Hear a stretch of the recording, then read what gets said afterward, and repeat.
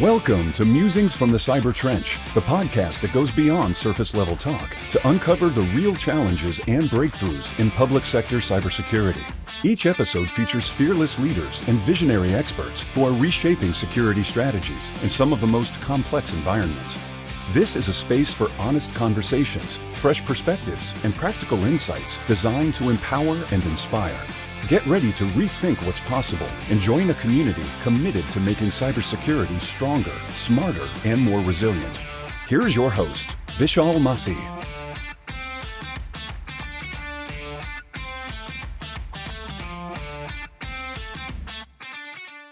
Hello, everyone.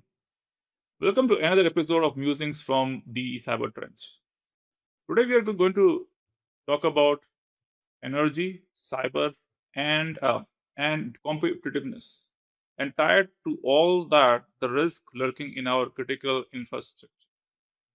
Our guest today brings a rare perspective that sits right at the intersection of technology, capital, and critical infrastructure.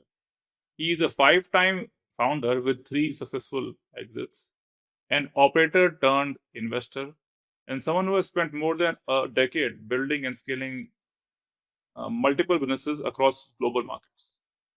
He started his career as a software developer at Oracle, went on to help scale the TechStars community program across 6 countries, and later worked with high growth startups across India and Singapore.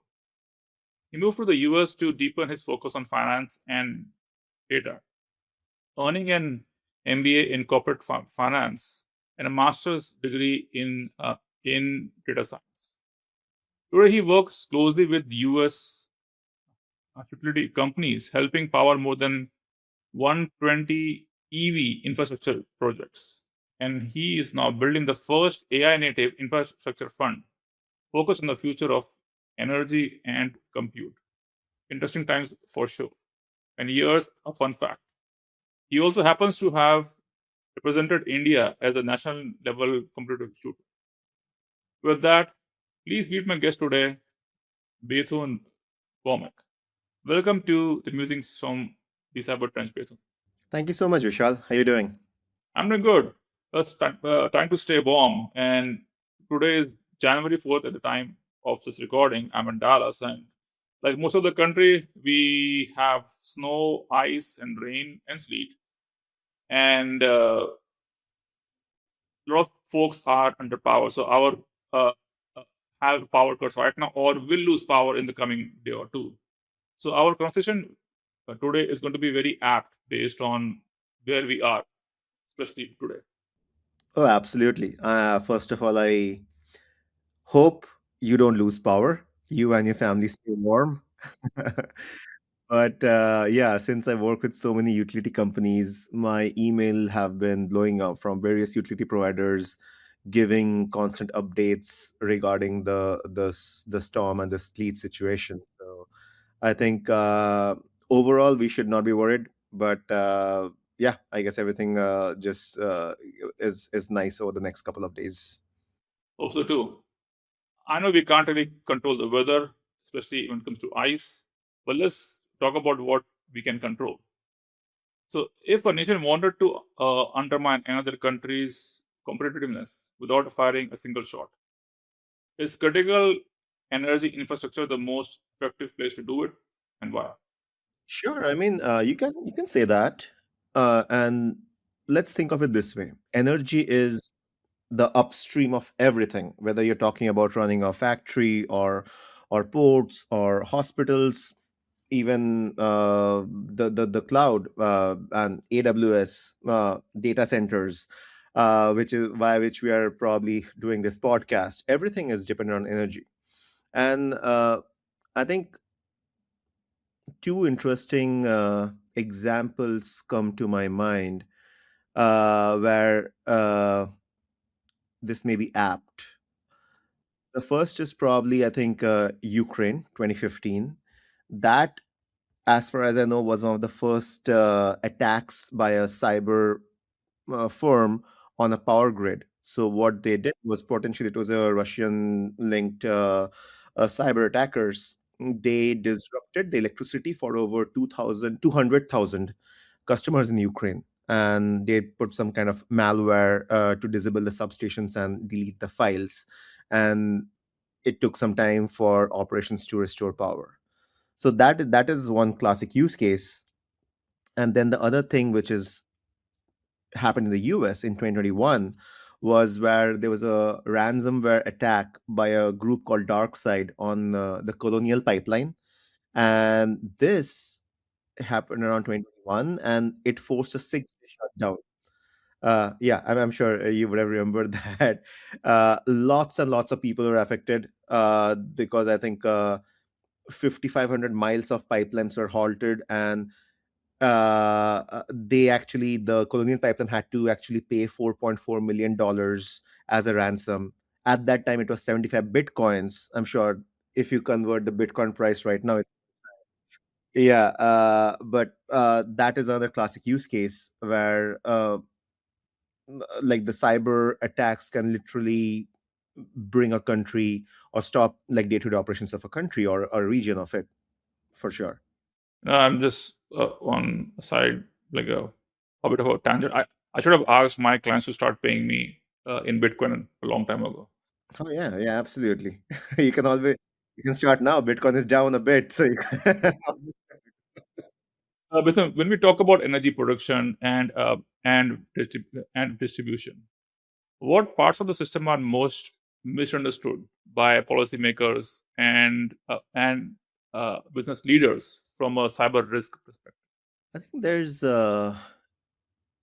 three misconceptions, I would say. The first would be that the grid, as we talk about it, is just one system, which it is not. The grid is literally a patchwork of different kinds of uh, uh, different owners, different vendors, different contractors, different legacy control environments. So it's like a lot of dots that makes up the grid. So it's like, and all of them are working in harmony, which is why it's great. But all of them have to work properly for the grid to function properly. I think that's the first misconception. What a lot of people not who do not may not have the technical knowledge may not understand. The second misconception would that the grid is uh, it's not uh, and from a cyber risk perspective, it's it's different because it's both a physical layer compared to a software layer.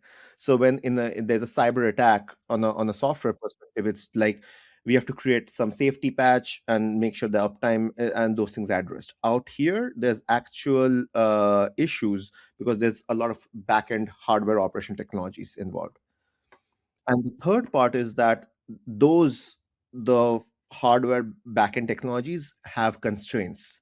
For example, like if a transformer blows off or there's a critical equipment failure, a utility company would have to mobilize crews. Now, crew mobilization can take a week or 2 weeks, and then have to go, and this is assuming that the utility company would have that reserve transformer in stock. If that is not there, then procuring those is like another additional lead times. So that is what is very interesting, that most people may think that it's when we talk about energy or electricity, it's like a highway, if I'm taking highway analogy. But just because if you have a highway doesn't mean that you can reach your home. To reach your home, you have to have an off ramp or an exit, and you can use that exits to reach your home or wherever you want to go. So if that exits, or in this case the substations, which I'm calling as the exits, are compromised, then that triggers the entire system failure. You mentioned the grid to be a patchwork, and that's very rightly said. So based on what my limited knowledge is of our national grid, our systems are old uh, and they are aging. There are a lot of things which are still done manually, and we also have fragmented ownership all over the place. Does that cause inefficiencies when it comes to being able to defend us from a cyber attack, and to what extent? Sure, you can say that. I mean, inefficiencies, yes, definitely. It does cause inefficiencies. And let's look at it logically. If there's inefficiencies, those inefficiencies creates workarounds. And workarounds create access paths that can be utilized by cyber attackers. So it's all like a chain of one where one leads to the other. And let's just, I mean, to break it down, let's just take an example, right? I mean, let's say the utility company creates a emergency remote access for a contractor to to do commissioning, and to to share what commissioning is with the with your viewers. It's basically testing. There has to be pre-energization commissioning and post-energization commissioning, which means before any site turns on permanent power, every equipment, everything has to be double checked, whether it meets the standards, whether there's any fault current issues. There's a lot of studies that happens, like the arc flash study, so to make sure nothing breaks, the equipment doesn't break in case of any outage or like power surge.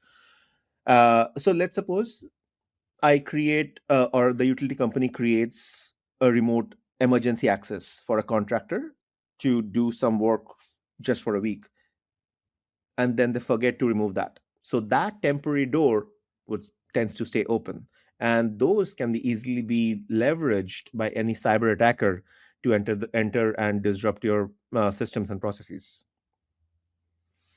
So so that is definitely there. So there's a lot of the patchwork, the fragmented ownership, just leads to more inefficiencies and workarounds, which as long as those backdoors are closed and somebody's keeping a watch over that, there's no system wide weaknesses that can be exploited. Things should be good, but the realities may not be that. And as long as those temporary workarounds create different potential access paths, there's always a cyber risk that can be exploited. Okay. You think we are in need of of a of a compliance framework to make sure that we are moving in the right direction? Oh, absolutely. I mean, I'm sure there are compliance frameworks. It's basically are how efficiently is that compliance framework? Are we just taking off take like check boxes, or we are actually making sure that we are proactively removing potential risks? Because as I work with a lot of utility companies, and they're just and commissioning, and there's definitely a lot of compliance checklists without which the city or the county would not give you the permits. It's called the authority having jurisdiction, under which jurisdiction you are. So it's checklists. It's just those are legacy checklists. Those checklists may not uh, have use cases that from a cyber angle or from a modern AI era where may not have captured a lot of the issues. Classic example, like one of the utilities where my team was filing an application for. It's a small cooperative utility. That utility in the application form had an option for us to provide the drawings, electrical and civil drawings, via a disk, so a CD disk. So they still have that option of. I've seen that too. Yeah. So the fact that which means that the form has not been updated in some time, and there's legacy systems and stuff. So it's not about not having compliance. I'm sure compliance checklists are there. Are those updated with the rapidly changing environment and we are living in? I once had to submit one proposal for a Texas state agency where I had to submit it in PDF form online, also copy it to a USB drive and print it out and ship the USB drive with the actual physical paper. by mail. So, yeah, interesting. And correct me if I'm wrong here. The US has a East Coast grid, a West Coast grid, and then Texas has its own grid. So you think it's good to still keep them divided, or it's good to have one national grid, or we should, or is it better to like fragment them into multiple smaller grids so we can uh, we can reduce the potential impact of a cyber attack? I mean, it's not a question of what I think. I think it is what it is. There's certain advantages and disadvantages for sure. For example, a reason a lot of the Texas is becoming a hub is because ERCOT, the organization that manages the Texas grid, is not within the purview of the federal, the FERC, the Federal Energy Regulatory Commission, and so that's good because the average time to get power for a site, if it's an like let's say a data center, right now can range between 2 to 4 years. But for Texas, yeah, that is something I delve deep into my book, one of the book a book that I'm writing. But there's basically three clocks to power, and let me delve deeper into it. This has led a lot of loss of capital for a lot of people, where people have just tried to build the building and developers and assuming that they would get power, but then what has happened is like the same thing, just because there's a major power line passing by your house doesn't mean that your house has the power. It's like the same thing as the highway can pass by your house, but if there's the access road to your house, you don't have power. So average construction timeline can range between 12 to 18 months. But if you don't get power in 3 years, that means you are sitting on dead capital. That means you as a developer are taking on $100 million project with bank loan, some of your own capital. Uh, you have completed your project in 18 months and then sitting for 18 months more just because you don't have power. So that is the critical issue we are being faced right now, and it is truly a once in a lifetime kind of a scenario that we are facing right now. And the reason for that is the grid is being hit by two sides. I mean, it's a the data center explosion, especially the AI data center explosion, and the electric vehicle charging explosion. Right, in 2024, the peak load capacity for US was around, I think, 33 gigawatts or something. By 2030, it is expected to be 166 gigawatts. So that is like a 5 times increase in just 6 years, which is never in the history of the modern world has it happened. And let me contextualize. That would mean it's like adding like 12 New York City's peak load in just 5 years. So imagine building the power 12 New York cities from thin air. So that is the kind of problem we are being faced. And historically, grids have seen the power demand rise linearly. For the first time, they are seeing a hockey stick curve where it's like going up crazy, and like that's the challenge that's facing us. For us to leverage all the Gen AI, the $1 trillion gains, that can only happen if the backend infrastructure is there to support it. So we are really living in one of a kind scenario, and so that's why it's very important that we understand that there's three clocks. One is the time to power, the time to permit, and the time to, of course, build. If any of these clocks are not synchronized, it can lead to massive dead capital or dead spending. So just to wrap up your point, one of the reasons I think ERCOT, you said whether it should be separate or thing. I think one of the things Texas is becoming a hub for a tier 2 level data centers is because in Texas it's faster. You can get power a bit faster. The average timeline to get power is around between 12 to 18 months compared to the national average. So a lot of the hyperscalers, whether it be Amazon, Google, Microsoft, are exploring the Dallas Fort Worth, San Antonio, and the Austin belt. This is one of the biggest reason, because if you don't have that shorter timeline to power, you're losing out a lot. I was not aware that it's like so bad in the rest of the country and so good in Texas. I thought they were just coming here because land was cheap. That too. Yeah. So you mentioned like the hockey stick curve. What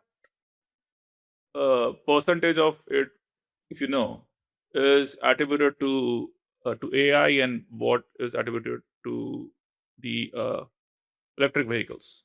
Well, I told you, right? The peak load forecast would is expected to go up by 5 times in the next until 20 by 2030.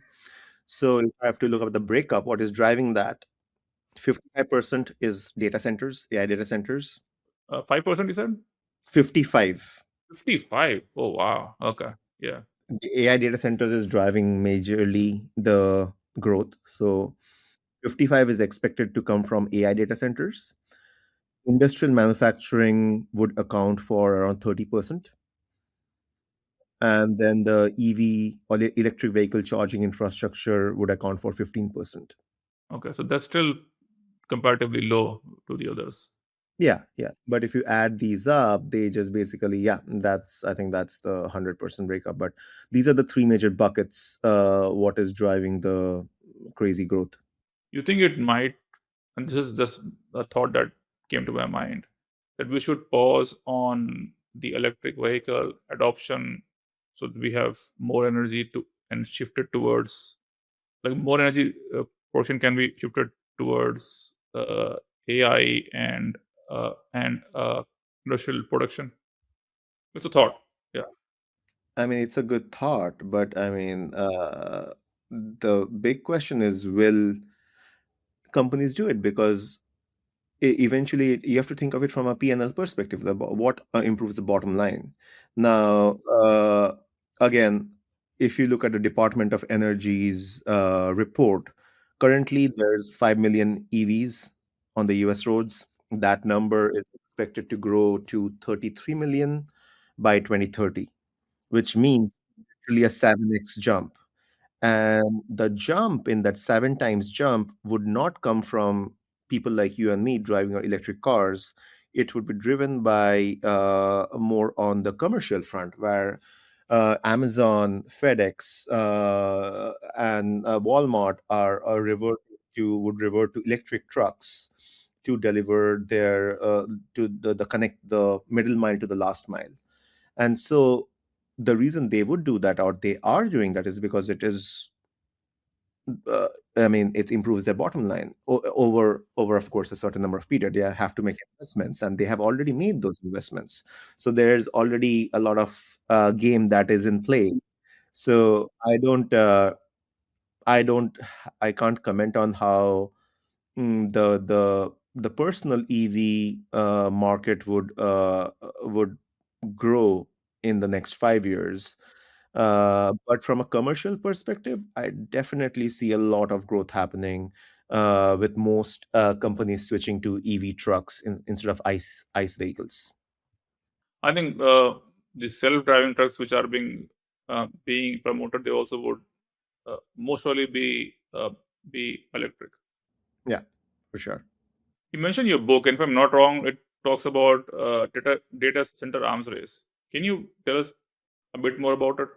Yeah, so the book that I'm writing the name is The Power Investor, and it's basically how anyone could capitalize on this once in a lifetime opportunity to and use strategic leverage to close deals worth hundreds of millions.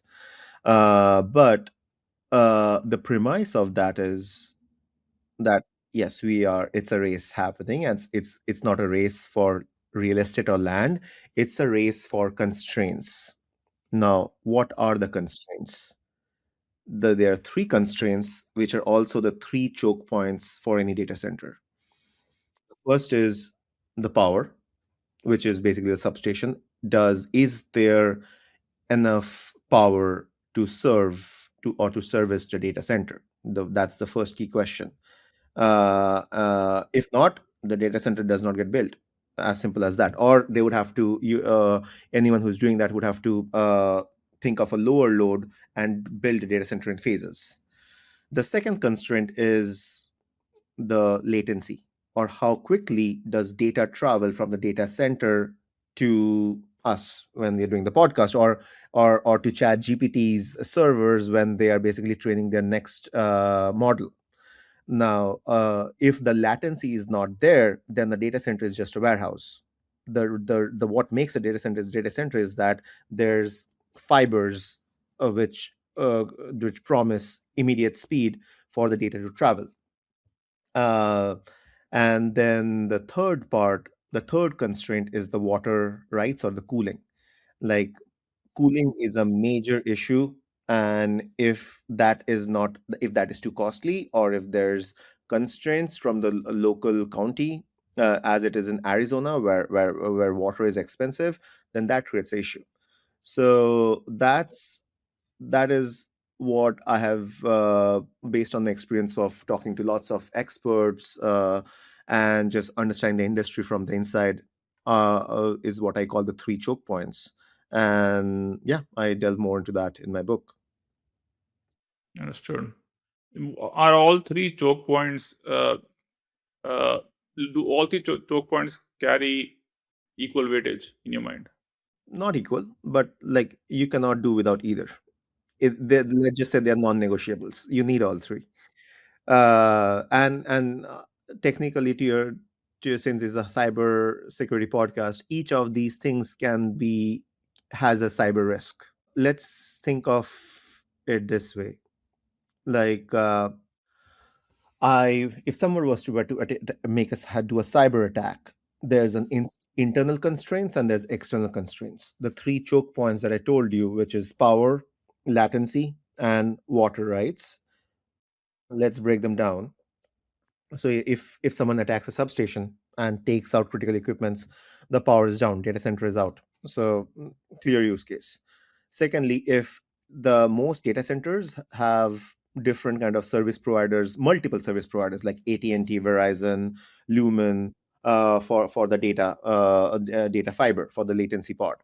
If I'm compromised on any one of those, if AT&T network is compromised, that hampers my ability to get data real time, and a cascading effect. The third effect is the cooling, and so there, of course, there's for cooling, water is required, and then if you hit critical water infrastructure from where the data center's plumbing is happening, then again that again shuts down the data center, because otherwise the equipment would get heated too much, all the server racks. So those are the internal constraints. Those are the external constraints, my bad. Internally, let's understand again how cyber threats can happen. So, data centers is not a new concept, right? It's just the AI data centers is a new concept.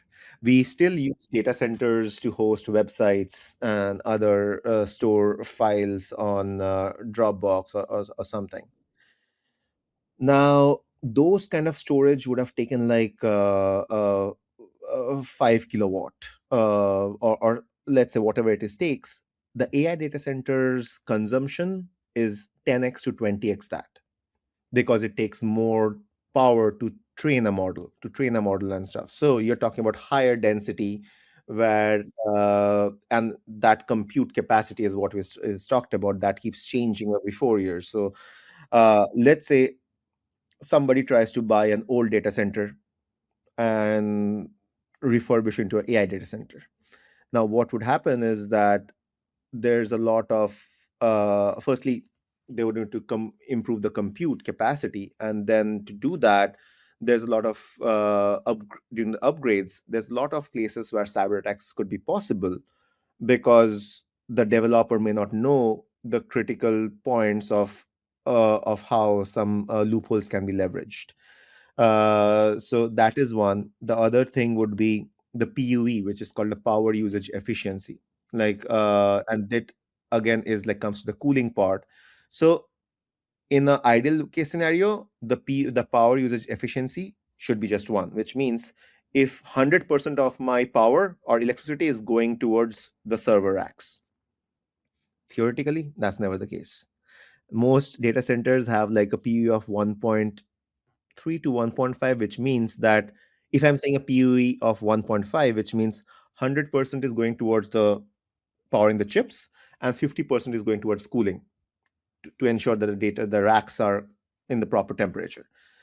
So there again, if you're buying a old, let's say 2018 building or a data center, those there the PUE could be 1.8 or 2, which means 100%. Like if 100% of your power is going going to the chips, you're spending 100% more just to cool the racks or cool the servers. So these are all areas where vulnerabilities exist. If some uh, cyber group is creative enough and have an access point, can potentially be leveraged.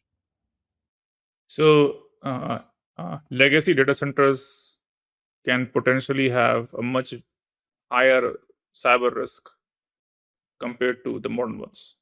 Absolutely, by design. So if somebody is doing that, there has to be again a lot of checks and balances for that. If you had to give energy operators and infrastructure leaders three priority moves to reduce cyber and national security risk, what would that be? Three moves for reducing the cyber risk. Yes. Yep. Keep the systems, relook at the existing systems and update those. Have like accountability, just because every 3 to 4 years the entire game changes in this industry. So make sure that systems are being updated and the processes are updated. Remove any kind of, or maybe it would be good to understand where there's potential access that can be leveraged, so maybe doing flagging those timely. A lot of the times where some construction happened, they would have given some temporary access that could be flagged maybe a few years ago, just making sure that timely those are removed. And then maybe running some restoration drills under degraded conditions, like the what's happening right now with the freeze right now. So that means that most utility companies, I'm assuming, have assumed a worst case scenario to where some of the transformers or critical equipment may get disrupted, and they would have those equipments in stock, their crews mobilized to make sure that if something goes wrong, those can be like the power can be restored at the earliest. So you have to always, same in the military, like run the worst case scenario drills, and doing those, if you do, would help you be more prepared. Because if you don't have, let's say I need a 2000 kVA transformer, I don't have it, so procuring that is like the lead time is 52 weeks. So that's definitely a failure situation. So just running those. You mentioned procurement a few times. Like, is supply chain, from the cyber security point of view, it mainly pertains to software, right? But based on what you're saying, in critical infrastructure, especially when it comes to energy production, it's a lot more than just software. Like, there are so many physical components to it, and like the supply chain risk, even sourcing, manufacturing, all that come into play. Yeah, and that sourcing lead time has gone up by 3 times since we are in this hockey stick curve. All the, if you're looking at transformers, switchboards, switch gears, relays, everything has the time to procure has gone up by 2 to 3 times, which is a bottleneck. So yeah, and I'm seeing it day in day out in terms of for critical projects being delayed because the transformer can't be procured on time. And this delay is because we can't, because we're just producing slow, or the consumption is so high that it cannot meet the demand? The other one, the second one, Okay. overwhelming consumption. In terms of like procurement, like or manufacturing, are most of these being manufactured in the US, or is from China, or all over the world? That's a good question. I would not be educated enough to comment, but depends on so it depends. Like if it's a utility, I would assume, and my assumption, it's locally procured, local supply chain. No, if it's someone like Amazon or Microsoft who have a global supply chain, they would definitely try to go and create a global supply chain, leveraging economies of scale, economies of scope. So it's depends which lens we are looking at that from the supply chain. You mentioned data centers and the amount of energy that they used.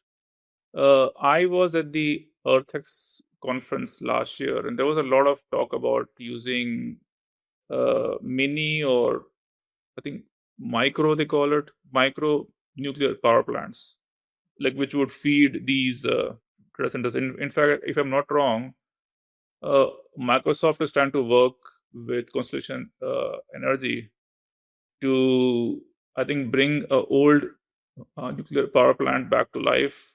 I forgot where it was. And then Google and is also trying to work with a company which is creating mini nuclear power plants. Amazon is also has put in ownership into a company which is doing that.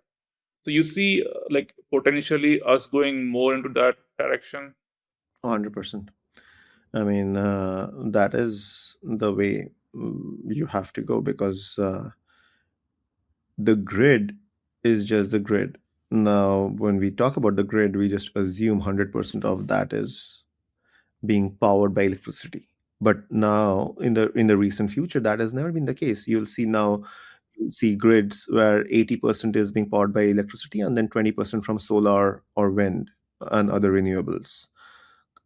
More and more we will move towards other renewables or hybrids where it is either powered by SMRs, which are modular nuclear reactors, as and then solar, wind, geothermal, or a combination of all of these things. Now, electricity production is only limited. So very like we will reach a world very soon where most grids would be hybrids and not just electricity alone, and that's where the microgrid phenomena will come into play, and it is already in play. It's just it will become more mainstream. What is one uncomfortable truth about energy and cyber resilience that leaders in the critical infrastructure industry and energy production need to accept?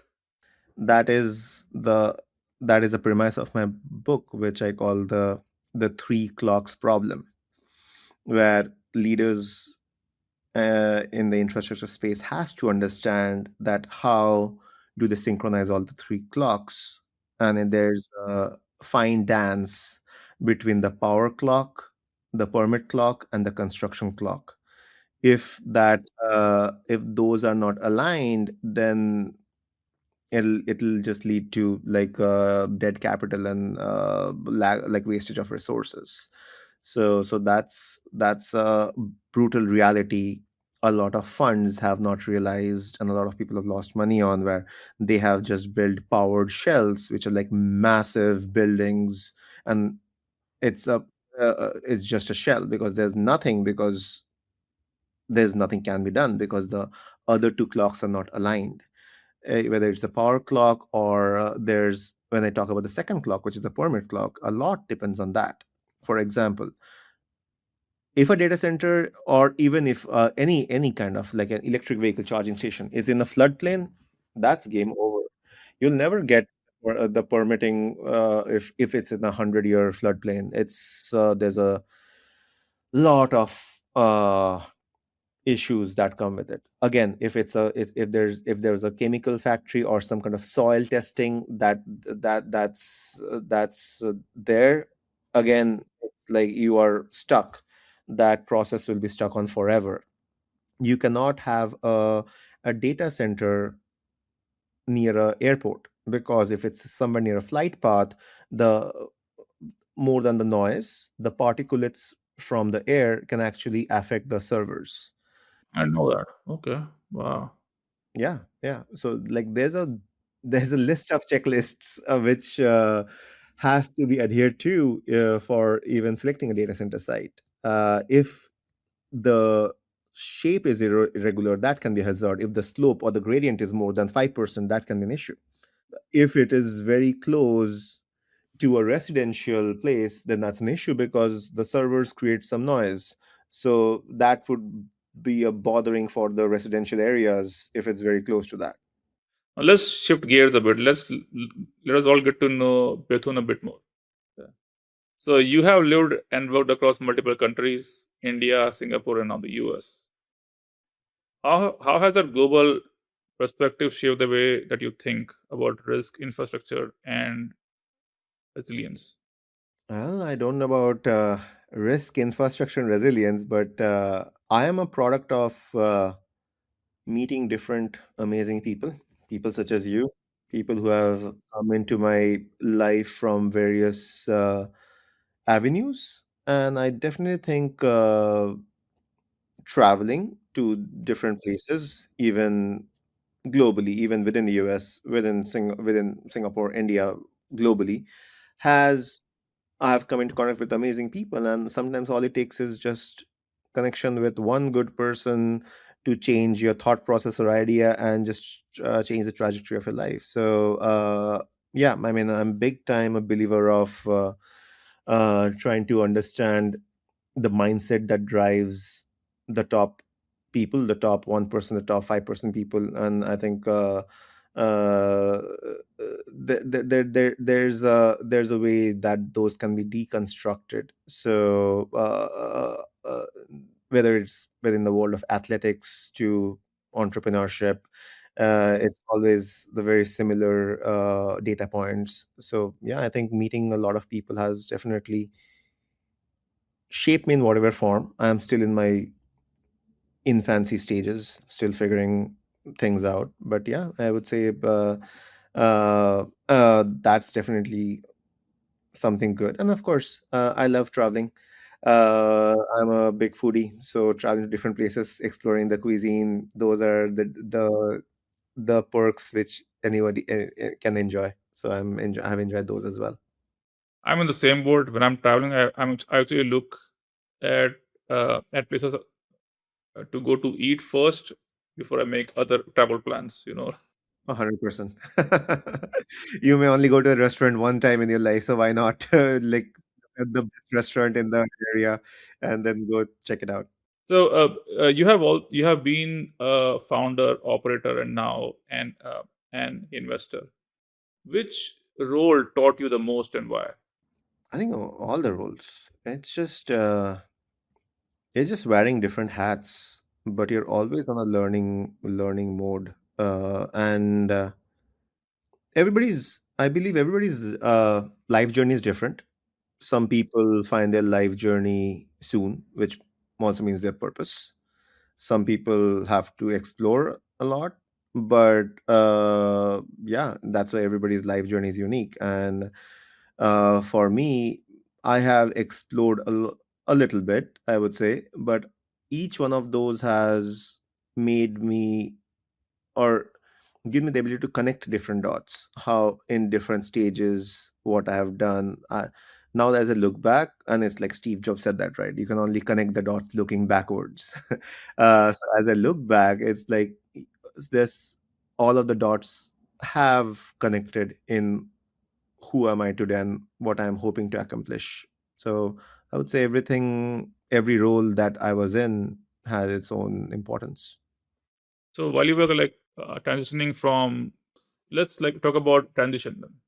So you have moved countries, you have switched careers, and you have moved from going from building companies to now backing them, right? So, which transition for you was the hardest? I think the move to US was hardest. Not hardest, but it was hard because it was like restarting your entire career. It's just like rebuilding. And I was already in a mid-career, good trajectory path. But hey, that was the fun of it. I mean, it's just yeah. I mean, I was grateful that I got a full scholarship for my MBA. Uh, I was grateful. I'm grateful that I got into Harvard to do my second master's after my MBA. Uh, uh, there's a lot of opportunities out here. So I wanted to explore the world of strategy consulting, which I was grateful to get into. So yeah, sometimes I think you just have to, it's like a bungee jump. You just have to jump before you realize like what's the how the jump is gonna be. So, but in that analogy, yeah, I think that was a bit hard because it was like restarting everything from scratch in a foreign country, away from your family. So it's like it was like a reboot. So, when you came to the US, where did you land first? Chicago. Chicago? Okay. Notre Dame is just, I think, a couple of hours from Chicago. So Chicago is was my port of landing. I still love deep dish pizza. De- My kids do too. Yep. Yeah. yeah. I don't know if I can have it more than once a quarter because it's really very heavy. Very heavy. Yeah. Just one piece is enough. Yeah. Oh yeah. But Chicago was fun. I was so when during my MBA admission, the interviewer asked me, and this is when I was in India during COVID, that hey, hope you're ready for the winters. So my assumption was the Indian winters. When I came to Chicago, and I realized it's like, okay, everything is like minus 10 degrees in Celsius. Like then I realized, okay, this is I didn't sign up for this, but okay, of course I was just kidding. But it was fun. So there was a different in context when she told me that yeah, I love winters. I'd be happy to come over and enjoy the winters. But then when I came here, I realized, okay, this is a different winter, the Midwest winter. Yeah. I remember. I lived in Waukegan for I think 13 or 15 months. It's like north of Chicago, near Gurney. It was brutal. It was, yeah, I don't miss the winters for sure. Oh yeah. I'm sure Texas has that advantage as well. Absolutely. So now let's move towards competitive shooting. I'm sure it requires intense focus and also intense discipline. Are there lessons from that experience that still influence you on how you make decisions? So just to give some context, I think I got into shooting because I went to um one of the top military schools in India, and I did want to get into the defense, but I wanted to get into Air Force. But I would have been unfit because of my eyesight. It requires proper 6x6 vision to become a fighter pilot. Hence, I decided to move out. But while I was there, I picked up and competed in the 10-meter air pistol category. And in terms of lessons, I think definitely teaches you resilience, discipline, and consistency, for sure. I think that's any sport teaches you that, builds up that character within you. But what's a fun fact that I remember is that yeah, so I was not allowed to touch, and not only me, any new shooter, we were not allowed to touch a pistol before 1 month. For 1 month, all we did was, yeah, the bricks in India, the and those are heavy, right? So yeah, you when you're a pistol shooter, you shoot with one hand, but generally your strong hand, which is the left or the right. If you're shooting a rifle, then use two hands. So all to practice to make sure that the hands are stable. The drill that we had to go through was that for an entire month, all we would do is just lift that brick in one hand and just stay there. And you'd stay there for like even 60 seconds is a lot, but you just doing that over and over and over again. And then that leads your hand to be like rock solid, because so then the logic was that the weight of the brick was equal to the weight of the pistol. So then when you train or do your shooting, your hand doesn't move at all, because even like a millimeter or centimeter of move can lead to you hitting a bullseye versus a 6 or a 7. But that was a very interesting exercise that I recollect. And that also shows you, right? I mean, sometimes I think a lot of people think about lack of resources as a constraint. But I think most often than not, yes, it can be a constraint. But I think we are living in a world where you can transcend that. A lot of the times it's an internal mental problem that I cannot do that because of lack of resources. If you do like things fall into place, you'll find the right people and the resources. So I think that's also one takeaway from that experience. Interesting. Now, I was smiling when you said that you wanted to join the Air Force, become a fighter pilot, because I also had the same dream. I actually passed the NDA exam, but my parents didn't let me go because my eyes were horrible. I had taken minus 2.25 at that time, and I also at that time used to stutter a lot. So my parents said, like, it's better that they would just stay at home. It's funny. Yeah.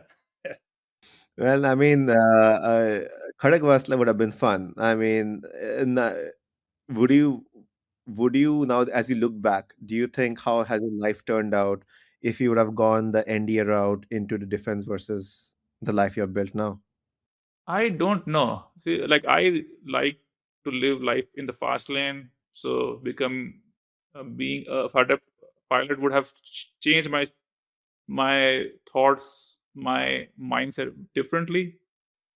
I didn't go down that road. I had a different experience. I would have never come to the US or start my own company, met my wife, and had a family. So uh, in the end, it all happened for good. Like, either case, like the way, like you said, like the way uh, life shapes you, and it's what you make of it. Don't let life be the excuse, but uh, be it a source of power for you, so you can shape it the way you want. Absolutely, absolutely. Since you're talking about power, huh? Exactly. So, outside of work, Bethune, like, what are you most curious about, like, besides power grids, electricity, and so on? You know, like, something that people would be surprised if they knew that, hey, Bethune is into this. I think I love water. Anything to do with water.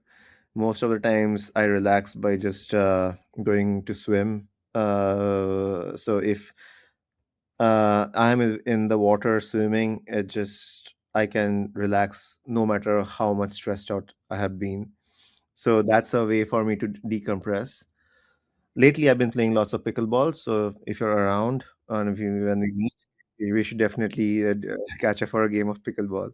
And yeah, just I mean, just traveling and exploring. There's so many national parks in this beautiful country. So I am trying to take, well, hopefully all of them off. I'm still, but yeah, just exploring some of the beautiful nature's national parks. There's a lot to do in Washington, so I just go on walks and hikes and stuff. It is really beautiful there, for sure. Like in Dallas, at least we don't get that, the mountains and the beaches. So we make up for it with some good barbecue. Oh, absolutely. Nothing beats a Texas barbecue. I'm missing that for sure. Yeah, like before I came to Dallas, I never had I tried barbecue a few times in the Northeast, and I didn't like it at all because it was always sweet, and there was always a sauce to it. It's only when I came to Texas that I started to actually have barbecue. Yeah, yeah. No, I moved from Houston, right? So like I can vouch that the barbecue tastes different in Texas. It outside of Texas, it's not that good. Not the same. Yep. My personal opinion, I'm sure. Don't want to project it out there, but that's based on my limited experience. I think Texas is definitely the best place for barbecue. It is too late now. The cat is now out of the bag, and we all know that Texas barbecue is the best. So, Bithun, tell us a bit more about your book. Like, when is the book coming out? In the next couple of weeks. The next couple of weeks, it's in the final stages of draft, and for sure, like I said, it's to let the audience know about the different constraints, the like bring in, tell them how, and this would appeal to a lot of real estate investors, because this is a lot about real estate investing, but it's real estate investing with a caveat, where you just can't just buy real estate and all will be good. You have to buy a land. You have to buy a land with different constraints. Like I said, no floodplain, no chemical issues, not too much grading, not near airport. There's like a 50 different checklists that I have put down in the book. So once you identify those good land, then the issue comes of power and all of those things. But it does sound a bit hard. But if you could do that, you can literally flip that land for 10x a time the cost. So it's all about how can you, it's an upgraded version of real estate investing, where if you can package certain things that is required by the hyperscalers, the people like companies like Amazon, Microsoft, they don't mind paying a 5x, 10x premium because you're saving them time. So and then we talk about how you can and people with different can invest into this infrastructure space with different check sizes, whether you have a few $1,000 to few hundred millions. Based on that, different strategies are also listed out. So it's more of a technical investment book towards the world of data centers and infrastructure. Yeah, I was speaking with my wife this morning. We are talking about how AI is going to replace a lot of jobs. And at that stage, till it creates new jobs, there will be some amount of uh, time period in between. Where it will be important for us as a family to make sure that we uh, invest in the right places to make sure that we are prepared for what is coming. So I think your book will be very timely, and I would definitely look forward to it. Thank you, Vishal. Absolutely. Looking forward to it. I'll make sure to let you know once it's in the final stages, and yeah, we can happy to do what, I mean. It's not clear, but if there's something I can or some can offer, we can create for your viewers. Happy to explore that as well. Absolutely, yep. I was going to ask that, but I'm sure because the book is not yet out, so I don't know if you had anything in mind, but definitely. For sure. Yeah. Well, this was great, Bethun, and I really enjoyed our conversation, and I'm sure our listeners will also love it. Thank you again for being on the show. Thank you so much, Vishal, for having me. Thank you. Have a good one. Thank you, you too. This brings us to the end of another episode of Musings from the Cyber Trench. I'll see you on the next one. Musings from the Cyber Trench podcast requires more than a conversation. It takes action, research, and collective wisdom. If today's episode resonated with you, we'd love to hear your insights. Join the conversation and help us shape the future together. We'll be back with more stories, strategies, and real-world solutions that are making a difference for everyone. In the meantime, be sure to subscribe, rate, write a review, and share it with someone you think would benefit from it too. Thanks for listening, and we'll see you on the next episode.